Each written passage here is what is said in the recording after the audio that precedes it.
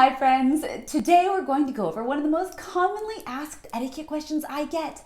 It is how to hold a fork and knife correctly.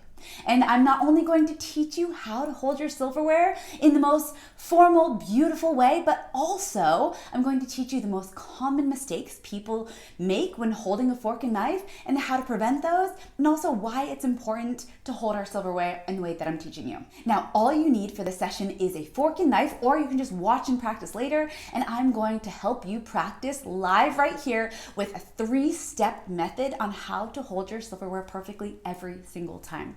Now, this will help you remember as you are out to a meal and with just really ease and not complications. So it's 1, 2, 3. Yes, I'm doing it great. And that way you can focus on the amazing conversation you're having or what you're eating, that amazing meal, and not if I'm doing this right. So after this video, you will be on your way to etiquette stardom in my eyes.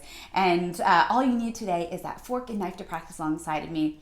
And on that note, let's get started. So the first step here is have my palm out. My index finger is out. The fork lies on my index finger.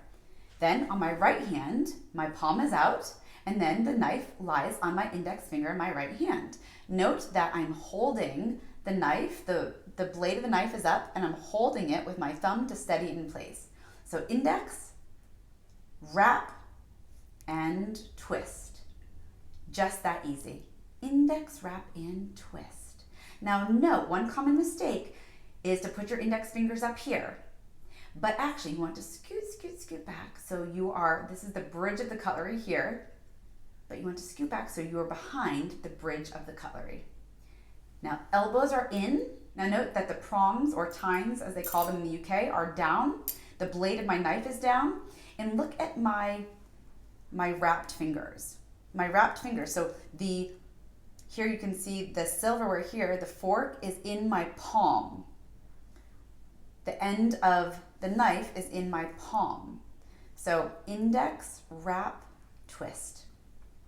Now when I cut, cut, and then I put the prongs into my mouth like that. So again, I'm cut, prongs like that. Cut, prongs. So the prongs are staying down. Now there is American dining and continental dining, and I'll show you the difference here. That American dining, you cut about 4 pieces at a time, then you rest that knife, and then you eat with prongs up in your dominant hand.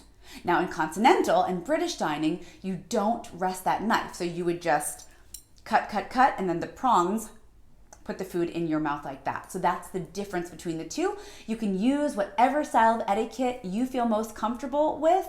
What I would advise is that you use the etiquette of the country or culture you are in. So if you're in America, you can use American etiquette, but then you can also use continental, which is always a gorgeous formal alternative. And then if you were anywhere in, let's say, Europe, then I would switch to continental etiquette. So that's how you hold your silverware. Some of the most common mistakes are wrapping like this and not having the index finger out.